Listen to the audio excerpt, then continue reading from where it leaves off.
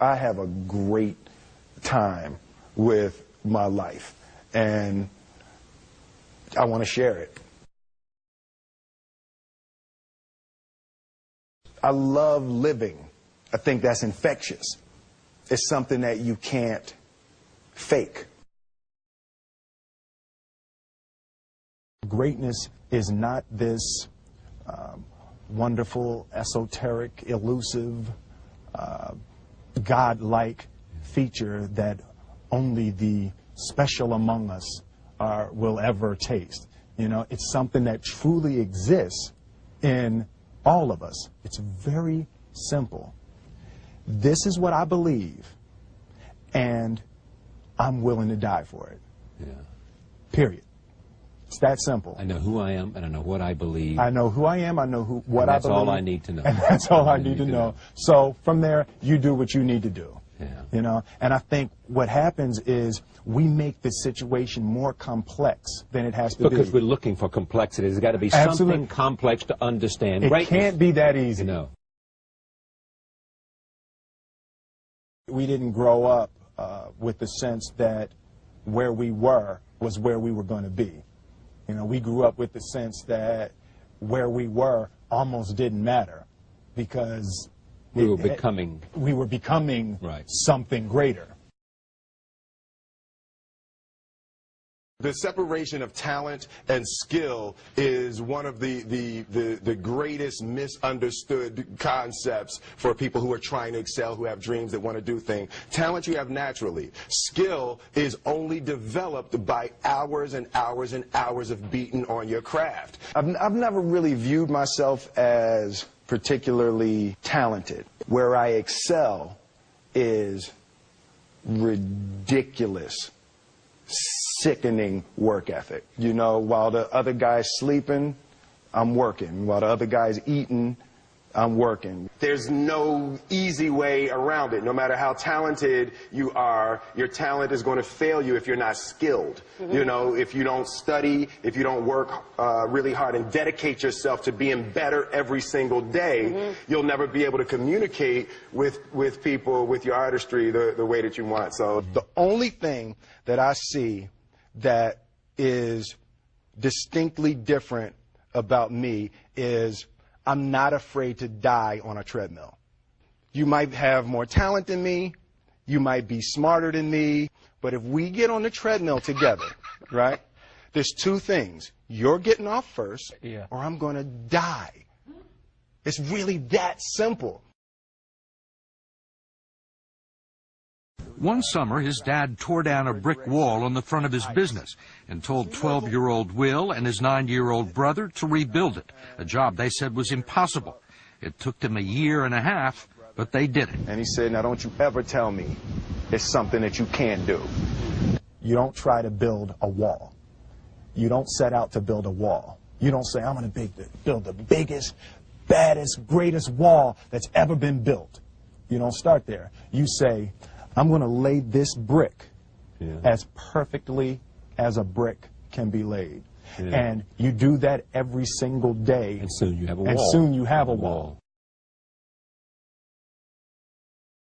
you know, it's an idea that my grandmother always had, that, you know, if you're going to be here, then there's a necessity to make a difference. She always instilled the responsibility, the spiritual responsibility that you have to make every group you come in contact with better. I want to do good. Yeah. I want the world to be better because I was here. I want my life, I want my work, my family, I want it to mean something. And it's like, it has, if you are not making someone else's life better, then you're wasting your time. You know, like your life will become better by making other lives better. I want to represent an idea. I want to represent possibilities. I want to represent the idea that you really can make what you want. One of my favorite books is The Alchemist, Paulo Coelho. And that's just, I just believe that. I believe that I can create whatever I want to create. The first step before anybody else in the world believes it is you have to believe it. There's no reason to have a plan B because it distracts from plan A. I think that there's a certain delusional quality that all successful people have to have. You have to believe that something different than what has happened for the last 50 million years of history. You have to believe that something different can happen. Confucius said, he who says he can and he who says he can't are both usually right. Being realistic is the most commonly traveled road to mediocrity. Why would you be realistic? What's the point of being realistic? Just put up a barrier. Yeah, I'm going to do it. It's done. It's already done. The second I decide it's done, it's already done. Now we just got to wait for y'all to see. It's unrealistic to walk in a room and flip a switch and lights come on. That's unrealistic. Fortunately, Edison didn't think so. It's unrealistic to think you're going to bend a piece of metal and fly people over an ocean in that metal. That's unrealistic. But fortunately, the Wright brothers and others didn't believe that, and it just seems like such a ridiculous idea to me to embrace the idea that it's not going to happen and that's not real for that to happen. As soon as you say it, now you just made that real. Our thoughts, our feelings, our dreams, our ideas are physical in the universe. That if we dream something, if we picture something, if we commit ourselves to it, that is a physical thrust towards realization that we can put into the universe. That the universe is not a thing that's going to push us around. That the world and people and situations are not something that are going to push us around. That we are going to bend the universe and command and demand that the universe become what we want it to be. I study the patterns of the universe. There's a redemptive power that making a choice has, you know, rather than feeling like you're at effect to all the things that are happening. Make a choice, right? You just decide what it's going to be, who you're going to be, how you're going to do it. Just decide.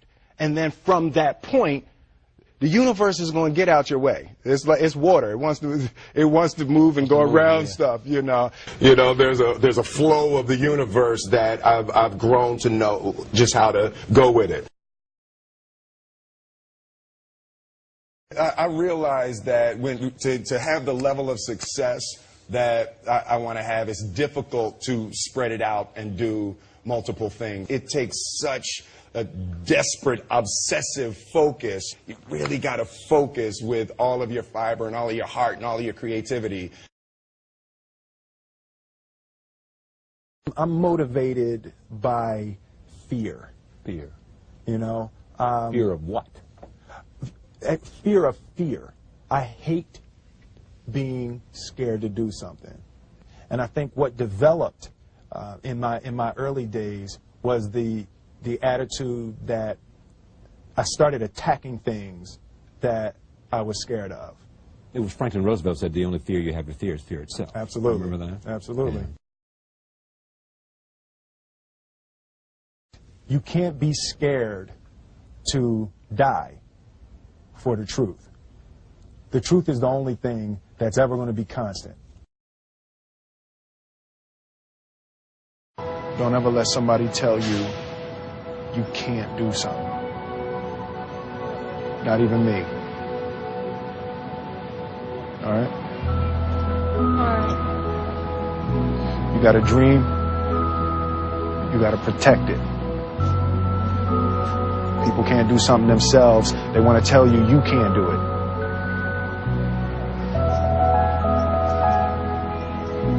You want something, go get it.